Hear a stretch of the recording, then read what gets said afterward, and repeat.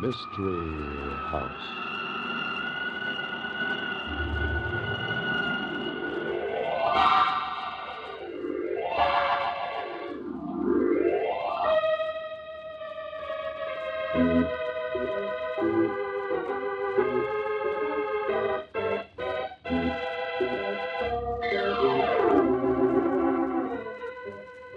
Mystery House, that strange publishing firm owned by Dan and Barbara Glenn, where each new novel is acted out by the Mystery House staff before it is accepted for publication. Mystery House.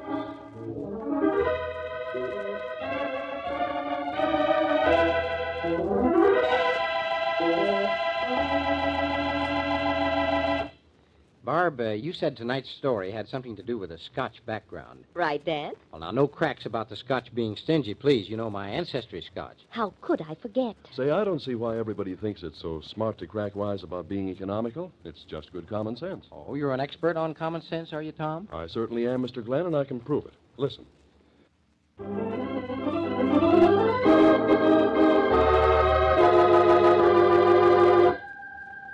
Okay, places, everybody. Set the scene, will you, Tom? Daggers in the dark.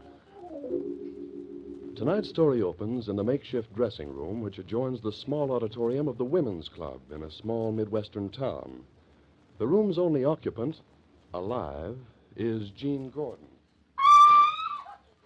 Jean! Jean, is that you? Jean! Jeannie, what the... Great Scott! Father murdered with his own dirt. Jean, snap out of it. His own dagger, right through the heart. Oh, Pete, who could have killed him? I don't know, sweetheart, but I wish I did. Because that's the question the police will be asking us.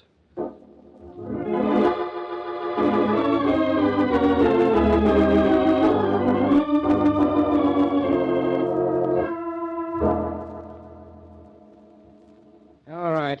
I'm Joe Briggs, sheriff here.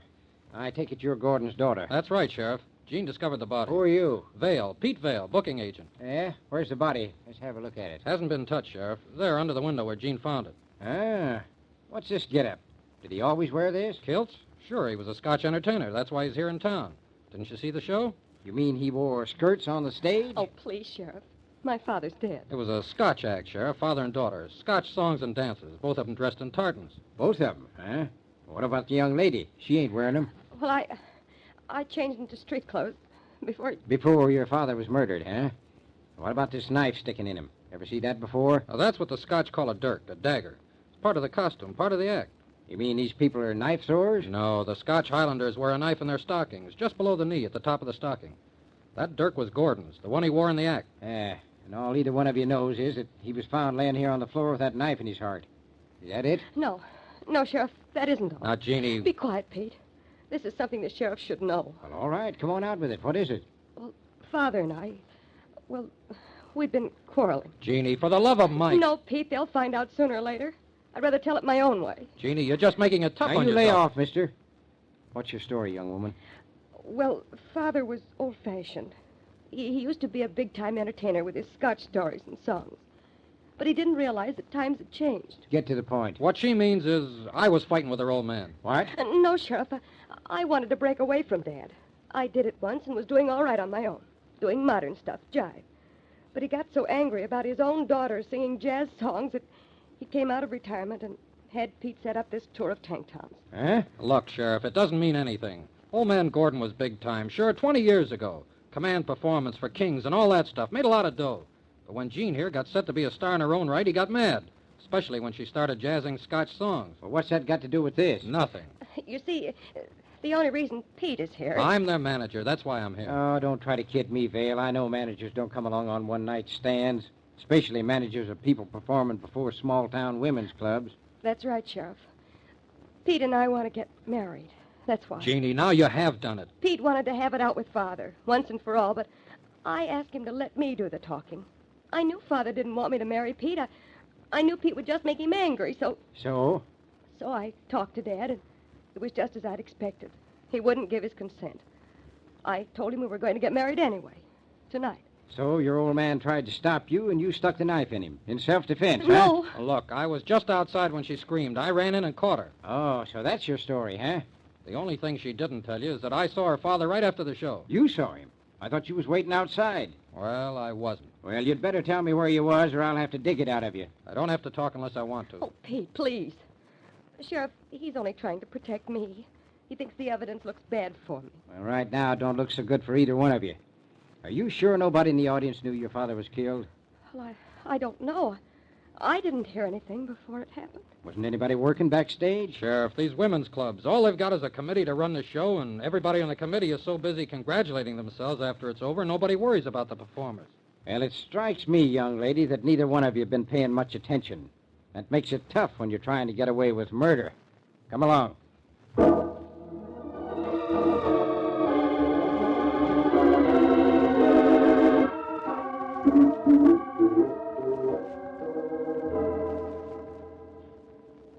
Well, Alma Peabody, what are you doing in the courthouse? Joe Briggs, this is serious. I've something to tell you. Well, I'm always glad to talk to important people, Alma. But I got about as much work to do as I ever had here, and I know. That's why I'm here. Well, all right. Get it over with. It's a cinch I won't be able to do anything until you do spill it. Joe, I know something about that murder. What do you know? You're president of the women's club that sponsored this Scotchman's appearance. Is that what you know? No, Joe. I knew Angus Gordon a long time ago. I mean, I knew him well. You mean you were a Bobby Soxer when he was a big star like Harry... Well, anyway, Alma, this is serious business. Joe, it's hard to say this, but you may find it out yourself, and then it'll look... Well, I was married to Angus Gordon. What? It's true, Joe. Are you losing your mind, Alma? You was married to Jim Peabody before you came to this town. Everybody knows that. Everybody thinks I was never married before, because I was so young when I came here with Jim Peabody. But I was born in Scotland, and my parents married me off to Angus Gordon when I was 16. Angus was just a coal miner then. Well, all right, Alma, all right. You kind of knocked the wind out of my sails there for a minute, but what does all this have to do with murder? I'm trying to tell you, Joe. When Angus and I came to this country, he was just a struggling Scotch singer, poor as a church mouse. Yeah. So when Jim came along and offered me real security as the wife of a bank president, I left Angus. I never loved him anyway. Alma, you've been thinking that I might suspect you of Gordon's murder if I found out about this? Well, my conscience bothered me. I just had to tell you for fear you or someone would make it seem different than it really was. Mm-hmm. Well, you've got nothing to worry about. I got your ex-husband's daughter locked up along with her boyfriend. Between the two of them, I figure I got the one who done it. But do you think the girl is actually implicated, Joe? I doubt it. I figured the boyfriend done it. The girl's trying to protect him, but that won't last long when I turn the heat on. Joe, do you trust me? Well, that's a strange question. Oh, don't hedge, Joe. Answer me. Well, Alma, when it comes to murder, I don't trust anybody. But to be sheriff in this county, you've got to be careful of your politics, and you swing a lot of votes. That means you do. What do you got up your sleeve? I think I might help you and at the same time do something charitable for Angus's daughter. If you'll let me, Joe. You sure you're not holding out on me about this girl? She's not your daughter, is she? Oh, heavens, no. Angus adopted her right after I left him. And what is your interest? Oh, I suppose it's conscience. I feel badly about what happened to Angus, and I'd like to do something for Jean. Something that might help you. Help me? How? Well, if you put Jean in my custody temporarily, I could be nice to her. That's no help to me. Oh, but don't you see?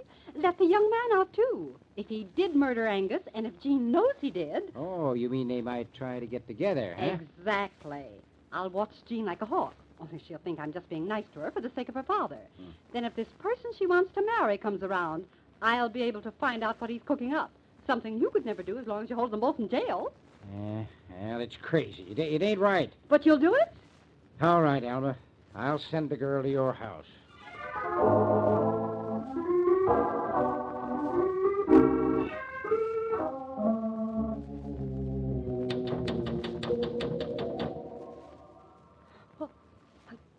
Pete. Let me in before somebody sees me. Oh, Pete, where did you get the ladder? How did you get here? There. I made it. Oh, Pete, you're crazy.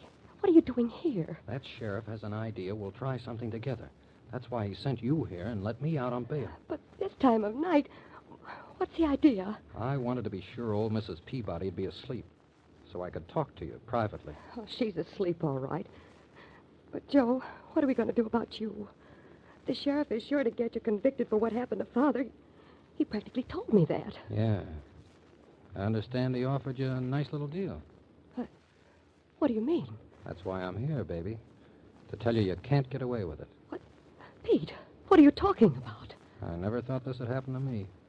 Falling for a gal and having her turn out to be a double-crosser. What? Pete, I've never seen you like this. No? Well, you never will again. Do you really think I'd sell you out? Oh, spare me that, will you, Jean? It's bad enough to know it. Peter Vale. Oh, you really think? I don't think anything anymore. I just came to tell you I'm going to beat it. But before I go, come over here. Close to me. Pete, what's got into you? Nothing's changed between us. Listen, Jean. Before I go, there's just one thing. Oh, Pete, please. Not this way. I won't listen to you. I can't. Okay, baby. If that's the way you want it. Oh, no. No, Pete.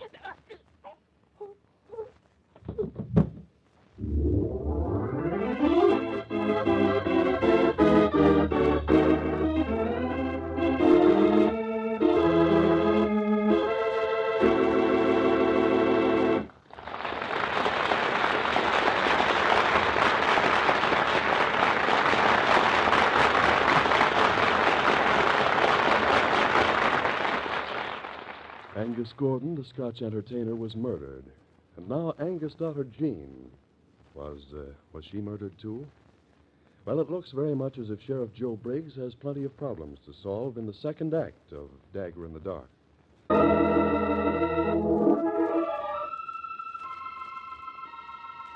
And now, Act 2 of Dagger in the Dark. Sheriff Joe Briggs has arrived at the home of Mrs. Alma Peabody to find Jean Gordon bleeding profusely and still unconscious. As the curtain rises, the sheriff is talking to Alma. I sure was a fool to listen to you, Alma. If I'd have left the girl in jail, this wouldn't have happened. Oh, I know, Joe. I regret this even more than you do. But there's one good thing about it. Don't you see? What's good about a knife wound in a pretty gal like her? Oh, I don't mean that. I mean, now you know who did the other murder. Who killed Angus Gordon. You mean because you saw Pete Vale hauling the ladder up to the side of your house? Of course, Joe. I saw him as clearly as I see you. He climbed up to poor Jean's window and stabbed her. That's the way he stabbed her father. You see him do it? You got the knife? Knife? Well, whatever he stabbed her with. You got the weapon? Of course not. Well, then we don't know as much as you think we know. All we know is you think you saw this guy hauling the ladder up. I did see him. Well, how'd he get away then? You claim you called me as soon as you saw him. I did. He just must have got away. Uh-huh. Well, how? My men were all around the house the whole time. When I got here myself, you were just coming out of Jean's room. And you say you got to the girl right away. Oh, Joe, don't argue about such inconsequentials. Do something about Jean. Yeah, she's all right. The doc's in the other room fixing her up. She's going to be all right. But what about the man, her boyfriend? Yeah, we'll get him. Don't worry so much. That's my job. What? Jean! Wait a minute. What are you doing out of bed, miss? Where's the doc? I'm all right. The doctor left me quite a while ago. Jean, you should be back in bed. Come, I'll help you. Leave me alone, Mrs. Peabody. I want to know what happened to Pete. You mean you're worried about that Vale fellow yet? Sheriff, tell me what happened to him. Is he all right? Be switched if I know, Jean. I ain't seen him. Only Alma here claims she's seen him with a ladder outside your window. Well, sure he was here. But is he all right, Sheriff? See, I told you, Joe. Please, Sheriff, I've got to know. Pete thinks I lied to you about him. Did he get away? Now, look, young lady, you shouldn't be worrying about a guy who stuck a knife in your back. Pete didn't. I know he didn't. What? Jean, you're not rational. Why, of course it was he. It was so dark you couldn't see. But not so dark I couldn't feel. Look, Well, your finger's scratched. What about it? whoever it was who tried to kill me was behind me. I could still see Pete against the window when this hand was clapped over my mouth. Joe, don't mind her. She's so weak from the wound, she just can't remember right. No. I felt this hand over my mouth, and I reached up and tried to pull it away. That's how I scratched my finger. On the knife? No, on a diamond ring. What? I could feel the ring when I tried to pull the hand away. Don't you see? It couldn't have been Pete. He never wore any rings at all. But, Jean, who else could it have been? The house was locked. There wasn't any other way of getting in except through your window. It must have been your friend Pete. I don't know who it was, but it wasn't Pete. Well, this beats me. Teaches me a lesson not to listen to women, even women like you, Alma. Joe, you've got to do something about this. I can't have my reputation at stake this way. Your reputation. Attempted murder happening right here in the Peabody house. What will the town think? Joe, you've got to clear this up right away. That's a fine Yeah, attitude. now, wait a minute, you two. Just now, what you might expect of a Tanktown big shot. Why, Jean, after all I've done for you. All you've done was you who got my father to come to your old woman's club show. Me? I heard the other women talking about it. I know you didn't write the letter, but it was your idea. And now all you're worried about is what people will think about you. Even though Father is dead and somebody tried to kill me. Jean, you ungrateful little... No, that's no way to fix anything. Well, Now, cut neither that one out. of you has to worry about me anymore. I'm going to get out of here and find Pete Vale before he gets caught for something he didn't do. Oh, no, you don't. Wait, I'll get it, Alma. Yeah, Sheriff speaking. Hey, who? Gil Lambert. Yeah. Yeah. Well, bring him out here. Yeah, right away. Oh, it's Pete. I know it's Pete. What's happened, Joe? Oh, it's that Vale feller, all right. Gil Lambert, the lawyer, was on the other end. He said Vale walked into his office an hour ago. They're coming out here right away.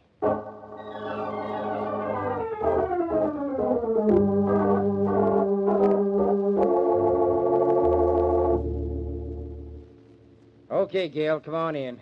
You too, Vale. Hello, Sheriff. Oh, Pete. Jeannie, are you all right? Now, break it up, you two. This thing isn't settled yet. The idea, the audacity of this young man. Now, Mrs. Peabody, don't be too unkind. Joe Briggs, if you're any kind of a sheriff at all, you're going to... What are you fretting about, Alma? There's plenty of men guarding the house. Nothing can happen. Why don't you arrest this young man and be done with it? Well, first, I want to hear what Gil has to say. You said it was important, didn't you, Gil? I did? Well, I'm not going to listen to such twiddle twaddle. Now, look here, Alma. It's all right, Joe. Let her go. We don't need her for this. Let me go. I like that. I'll go as I please. And next election, I'll see we have a new sheriff in this community. Yeah, go ahead, Pete. Tell the sheriff what you told me. Oh, Pete, please get yourself out of this. I will, sweetheart. Just a minute. Now, come on, Vale. Let's hear it. Not so fast, Sheriff. You almost got me on this when you told me that tall tale about Jean ratting on me. But in a way, I'm glad you did. What do you mean? Let him tell it, Joe. You wanted to find out which of us was guilty, so you told me Jean accused me of murdering her father. Yeah. That's what brought me here to Jean's room. And that's what started me seeing things. But what, Pete? Jean, I knew I hadn't put that knife in your back. But I also knew that if I was found with you, everybody'd be sure that I had. So, you ran out on her. So I could see that whoever used that knife had missed the mark. I knew Jean was going to be all right, so I left to find the clue that would tell me who did it. This. That's the knife that killed Angus Gordon. That's right, Joe. I took the liberty of getting it out of your office. Take a good look at it, Sheriff. See anything? Pete, what are you getting at? That's Father's dirk. No, it isn't.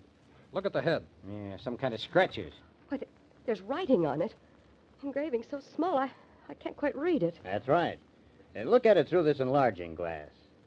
And fare thee weel, my only love, and fare thee weel a while, and I will come again, my love, though it were 10,000 mile. Why, that's Bobby Burns. A nice sentiment, isn't it? What are you getting at, Vale? When I left Jean here, I went back to the dressing room where Angus died. All his personal stuff was still there, so I went through it. And I found a small box full of sentimental things about his marriage. You mean his marriage to Alma Peabody? How did you know? She came to my office and told me. Oh, she did she? Well, that's just fine. What about the box, Pete? Well, it was full of letters and a lot of other stuff, all about Alma. Apparently your father was a sentimental man even before he adopted you. Tell them about the knife, Pete. Right. Now, in this box, there was a sales slip for a handmade dirk with 4 lines of engraving and specifications that it be made smaller than the normal size. I don't get it. There was also a letter to Angus from Alma, in which she thanked him for the dirk he had given her when he went away on his first tour of this country. And she quoted the lines engraved on the dirk, those lines from Burns. You mean that this knife belongs to Alma? That's right, Joe. But how... You see, Pete came to me because he said he needed a lawyer, and he was sure he could clear himself if I'd agree to help him. After he went through that box of your father's, he was sure the weapon found in your father's body was smaller than the dagger your father used in his act. It proved he was right. The 2 daggers were identical in design, but this one is smaller and has the engraving. You mean that I'm supposed to arrest Alma Peabody because of this? What? Arrest me? Shut up, Alma, shut up. What would she be killing the next husband for? Revenge, probably, or jealousy because he'd done so well. She probably hated him. Ah. Well, Alma, looks like I got to take you into the courthouse. What?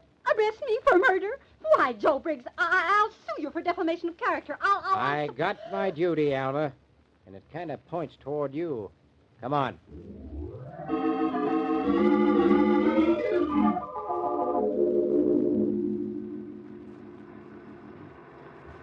You will live to regret this, Joe Briggs. I've never been so humiliated in my life. Well, there's nothing much I can do about it, Alma. Nothing that'd interest you, anyway. Interests me? What do you mean? Why, there ain't really any evidence against you except what I got. What do you mean, Joe Briggs? Oh, that stuff about the daggers. That could be blown higher than a kite. You see, I'm the only one who knows your real motive. What are you talking about? Peabody's been dead quite a spell, Alma. Money don't last forever. What? The way I figure, you asked this Angus Gordon for some money for the sake of old times. Well, how did you know? And I make it my business to know such things. Sheriff, ain't I? And he turned you down. Wouldn't give you a penny. But, Joe, you couldn't know that. Why? Oh, I heard it myself, Alma. Gordon was a mite worried about you. Yeah, figured you might be up to something. Joe, that's not true. He was, well, as nice to me as he could ever be to anyone. Yeah, sure would look good for you if I was to testify about that meeting, wouldn't it? Oh, you couldn't do such a thing to me. Well, I've got my duty, Alma, and then there's the law. Well, what about the law? Well, a man can't testify against his own wife. What? Joe Briggs, you must be out of your mind. Be quite a thing for Joe Briggs to be married to Alma Peabody, wouldn't it? Have folks buzzing plenty. And it'd clinch you're not getting caught, too. But, Joe, I didn't murder Angus Gordon. Sure, but you think it over, Alma.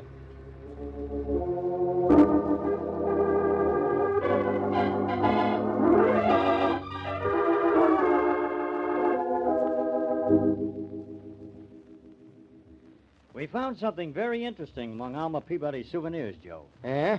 Well, now you look here, Lambert. You've got no right to be snooping through her house. It ain't legal. Legal? If I can convict Dad's murder, I don't care how legal it is. Here's the weapon, Sheriff. She'd put it back on her writing desk. Her letter opener. And it's a little long for its holder, Joe. Apparently, when she killed Angus Gordon, she left her dirk in his body, and then she took this. But his knife was long and didn't quite fit the letter opener case. You see? Yeah, about an inch difference in the length. But she didn't have any motive. I'll bet these two planted it there. I don't think so, Joe.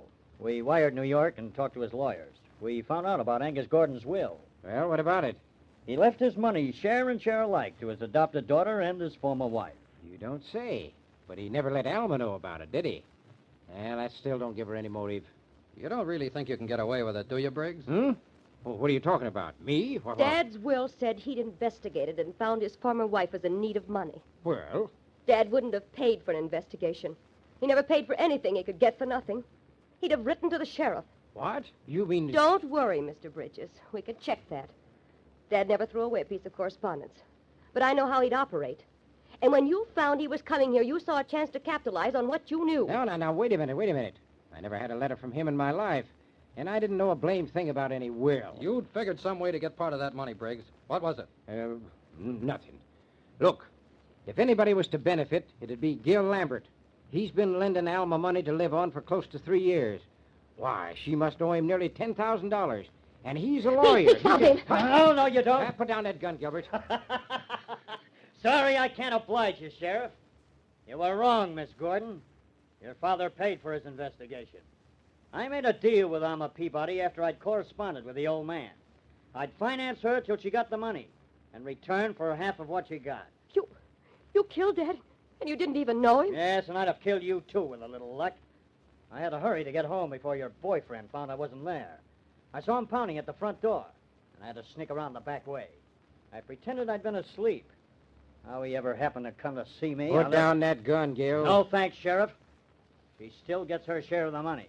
And someday I'll get my part of it from her, because you won't get me. No, I think I'd rather keep it all for myself, Mr. Lambert. What? Well, you... Oh! Yeah. Nice work, Alma. You got him. I was never much good with a dirk, but as a girl, I rather prided myself on my marksmanship. I knew he was guilty, but I was scared to death. When you went for Mr. Vale, I was, well, blind with fear. I don't blame you, Mrs. Peabody. But, Pete, how did you happen to pick Lambert? I don't know, Jeannie. Just, a stab in the dark.